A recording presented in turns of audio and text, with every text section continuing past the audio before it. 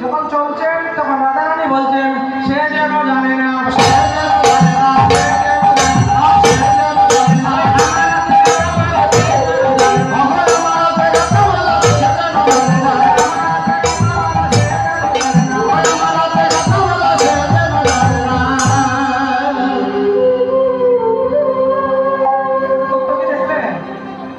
আমি যে মালা দিকে দিলাম সে যেন জানে না। আর আপনি যদি কোনো জায়গায় দান করে তাহলে আমরা কি কথা বলি যে এটা কেউ জানতে পারবে না? প্রত্যেকটা শব্দে ব্যাখ্যা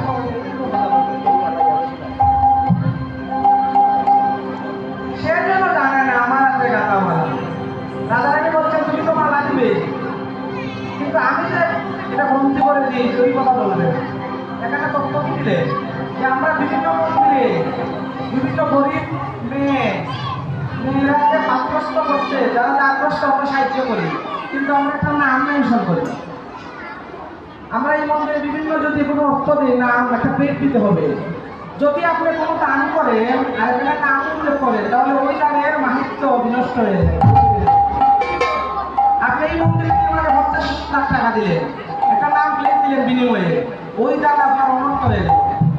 দান করবেন কিন্তু দান যাতে কেউ মুক্ত থাকতে হবে, এটা কেউ জানবে না। কিন্তু যদি আপনার নাম প্লেট না লাগান মন্দিরে, আমি তো 50 লাখ টাকা দিব না, এই আমাদের স্বভাব। তাই কর্তব্য বলে দিলেন।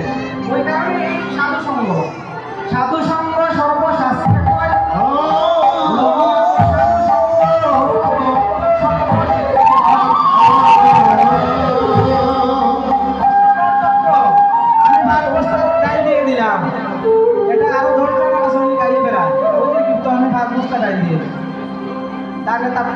আপনি কে দেওয়ার মালিক? আপনার ভিতরে পরমাত্মা, সে যদি না থাকে আপনি তো মৃত। কেমন? আমি মৃত কিনা? আমি রুজি করার কোনো ক্ষমতা আছে? নাই। আমরা ঘরে 5 ভাইয়ের মধ্যে মনে করেন একজন ইনকাম করেন, বাকি 4 জন করে না। এখন আপনি যদি মনে করেন যে আমি একাই আমার 4 ব্রাদারকে ভাই, তাহলে অপরাধ হয়ে যাবে। কারণ আমার কোনো ক্ষমতা নেই আমার বাকি 4 ব্রাদারকে আহার দেওয়া। তাদের 4 জনের ভাইকে আমি জানি ইনকাম করি। এই তত্ত্বগুলো হৃদয়ে ধারণ করতে গেলে সাথে সঙ্গ করতে হবে। যদি আপনি হরিনাম সংকীর্তনে না বসেন তাহলে এই কথাগুলো বুঝতে পারবেন না। আপনারা মায়েরা যারা আছেন, আপনারা 3 জন যান যে দিদির স্বামী বেশি ইনকাম করে, অন্য দুজনের চোখটা পাওয়ার বেশি কিনা? কারণ আমার স্বামী বেশি ইনকাম করে, অন্য দুজনকে উনি দাসত্বর মতো রেখে দেয়, এটা অপরাধ। আপনার স্বামী যে এত টাকা ইনকাম করে পরিবার ভরণ পোষণ করছে কার বাক্যে? ব্যাপারে তো দেখেন না ওই ইনকাম কাটে কিনা, কার বাক্যে? তাহলে ওইগুলো শোধন করতে হবে। কৃষ্ণ প্রসাদ পাবেন কেমন প্রত্যেকে নির্ধারণ করে। ইদানিং একটা বিষয় দেখা যাচ্ছে, কারো পৃথিবী দেবতা বা মাতৃদেবী বিয়ে বলে সত্য করতে গীতা পারায়ণ, আমরা দেখতে পাই সত্য করতে গীতা পারায়ণ, কিন্তু সব আমি বুঝির দল। এই আমি গীতা পারায়ণ করে ছিলাম গীতা 3য় অধ্যায় 12 শ্লোক বললেন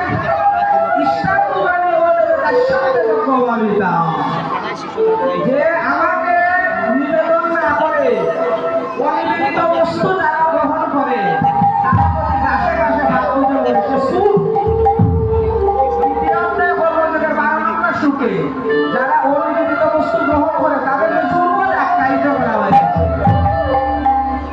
আমার এখানে একটা প্রশ্ন দেখা গেল, আপনি আমার মাতৃদেবী পিতৃদেবতা দিয়ে বলেন আর আমি সুরকে আনলাম গীতা পারায়ণের জন্য, তাতে কি আমার মাতা বা পিতার আদৌ কি উচ্চ লোকে প্রশ্ন রেখে দিলাম। তাই প্রসাদী দেব বৈষ্ণব ছাড়া কৃষ্ণ কথা শ্রবণ করতে না। কৃষ্ণ কথা বলার অধিকারী কে? শাস্ত্র পড়তে হয়। কে অধিকারী? যে প্রসাদী দেহ সেই কৃষ্ণ কথা বলার অধিকারী। মাছ মাংসের কৃষ্ণ কথা যদি যারা বলে আর আপনারা যারা শ্রবণ করবেন এটা কোনো কাজ দিবে না, এটা শাস্ত্র। তাই বৃন্দাসখী যখন মালা নিয়ে গেলেন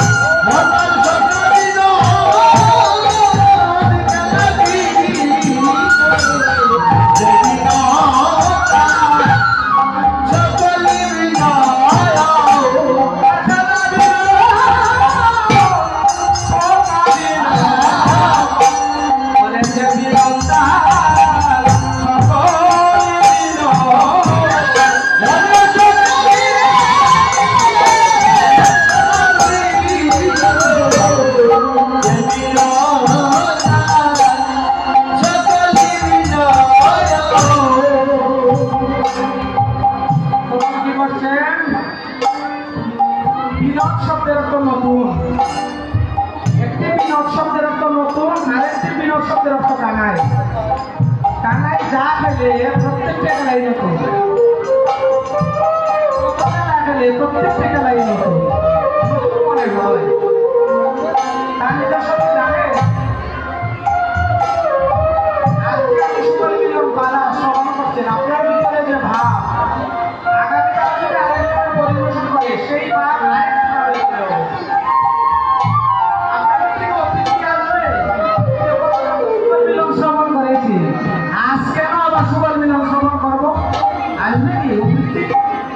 আসবে আসবে না, অতিথি আসবে না। কেন আসবে না? কৃষ্ণ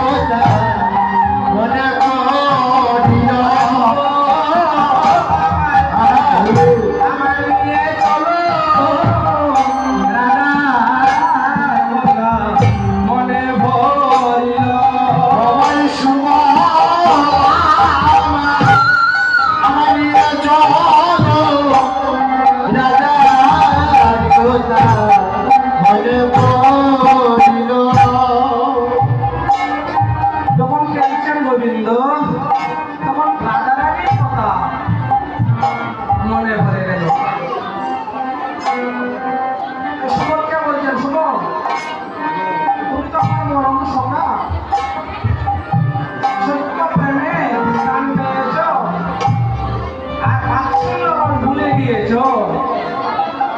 আর আদকে আদো আমাকে খাওয়াও। কেন খাওয়াও? যদি মিঠা স্বাদ পূজার জন্য।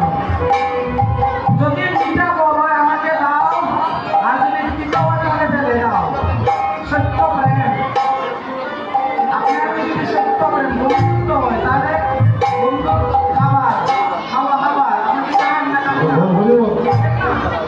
সত্য প্রেম। আদকে আদো খাওয়াইতে কেন দিতে? ভাবতে বনের মধ্যে বনের কাছে পায় বন বন খায় আদকে আদো তোমাকে খাওয়ায়। কেন জানো? যদি বিষাক্ত ফল হয় আর যদি ওই ফলকে তোমার মৃত্যু হয়ে যায় তাহলে আমাদের গতি কি হবে? তাই যদি তোমার কিছু হয়ে যায় তোমাকে তো কেউ আরোগ্য করতে পারবে না, কিন্তু আমি যদি আহার করে আমার আগে কিছু হয়ে যায় তাহলে তুমি আমাকে আরোগ্য করতে পারবে। তাই আমি মরে গেলে প্রতিদিনে তুমি আমাকে বাঁচাতে পারবে, কিন্তু যদি তুমি কানাই মরে যাও তাহলে তোমাকে কে বাঁচাবে? এই তো তাই সুবলকে কানাই বলছে, সুবলকে কানাই বলছে এবার দেখা দেখা সকাল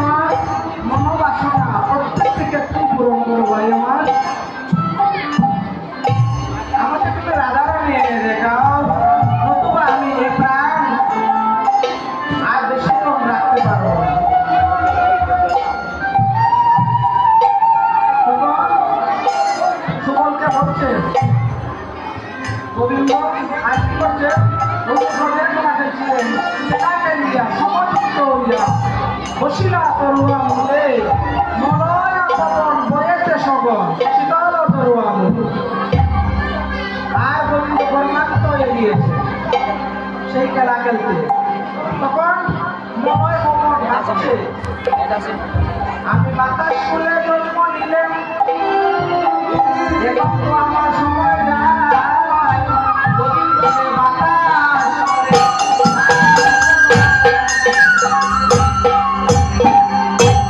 আমার তো বাতাস ফুলে জন্ম, কখন ভাবছে যদি গোবিন্দকে আমি বাতাস না দিতে পারি তাহলে আমার তো বাতাস ফুলে জন্ম থাকতে হবে না। তাই বলয় ভবন আসে বাতাস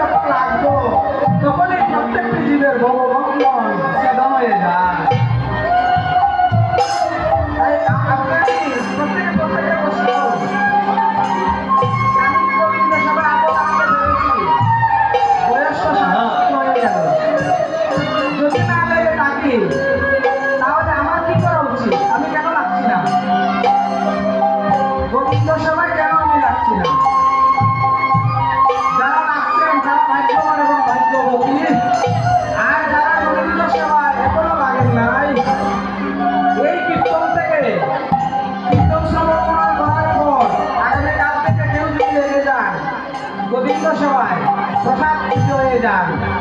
যা আহার করেন গোবিন্দকে নিবেদন করে প্রসাদ পান। তুলসী পত্র না দিয়ে কোনো কিছু আহার করেন না, তাহলে এখানে কীর্তন শ্রবণ মনন করে আপনার সার্থক হয়ে যাবে জীবনে। কারণ প্রসাদ পুঁজি যখন গোবিন্দ সেবায় রাখলেন, এর আগ পর্যন্ত পূর্ণভাবে আপনি গোবিন্দ সেবায় রাখতে পারবেন না। তাই আমাদের ধর্মের নাম সনাতন ধর্ম। আমাদের প্রত্যেকের উচিত গোবিন্দকে নিবেদন করে সেই প্রসাদ মহাপ্রসাদ পাব। তাই শাস্ত্রে বলছেন কৃষ্ণের উচ্ছিষ্ট হয় মহাপ্রসাদ নাম, আর ভক্তের উচ্ছিষ্ট হয়ে যাওয়া মহাপ্রসাদ। ওই মহাপ্রসাদ যখন ভক্তের উচ্ছিষ্ট হবে তখন সেটা মহাপ্রসাদ হয়ে যায়। তাই সুবলকে গোবিন্দ বলছেন, কি বলছেন? পিপাসা হয়েছে, পিপাসা হয়েছে, পিপাসা হয়েছে,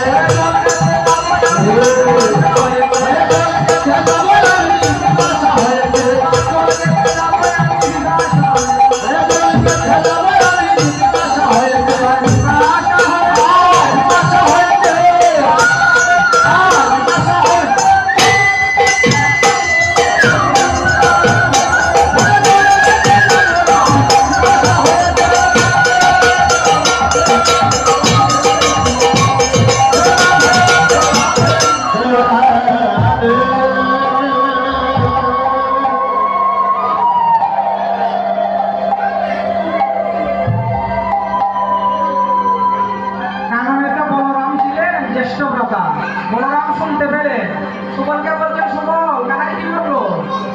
পিপাসা হয়েছে, জল খেতে যাবে, তাহলে কানাইকে জল এনে দাও। যখন বলরাম কথা বলে গেলেন সুবলকে, তখন সুবলকে ইঙ্গিত করে গোবিন্দ বললেন, পিপাসা হয়নি,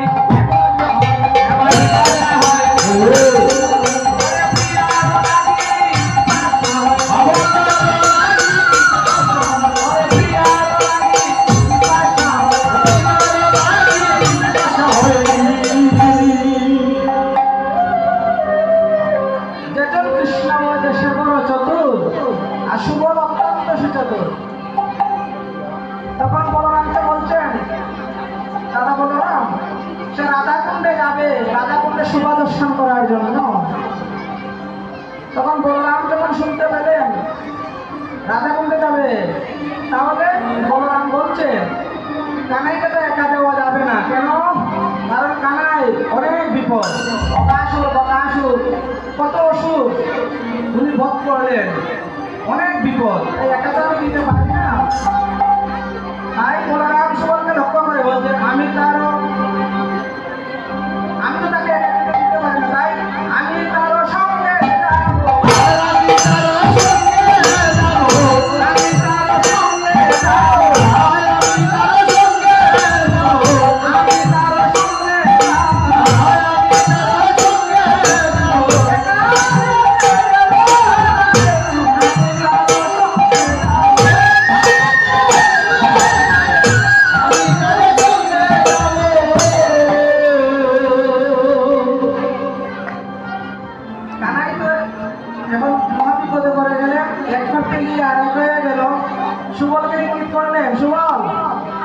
যদি পাই জ্যেষ্ঠ কথা বললাম আমাদের সাথে যায় রাধাকুণ্ডে, তাহলে রাধারানী দর্শন কি সম্ভব কিনা? জ্যেষ্ঠ কথা থাকলে সম্ভব না। তাই সুবলকে লক্ষ্য করে বলছেন রাধা গেলে